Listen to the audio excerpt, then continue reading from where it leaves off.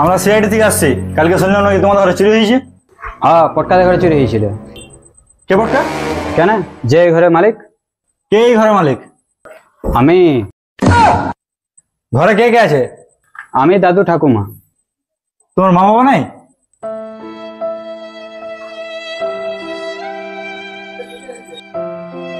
আচ্ছা আচ্ছা ভাই, সরি, আমরা জানতাম না ব্যাপারটা। মানে মা বাবা উপরে ঘরে আছে। আচ্ছা আচ্ছা, তাহলে তুমি এই ঘরের মালিক কিভাবে হলে? কেন, আমার বাপুতে সম্পত্তি, তাই আমি মালিক।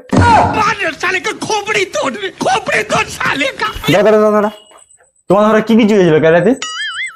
5 লাখ টাকা ক্যাশ আর 15 কেজি সোনা।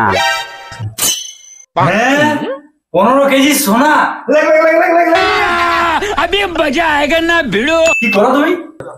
কিছু করি নাই, লোককে মিথ্যা কথা বলে।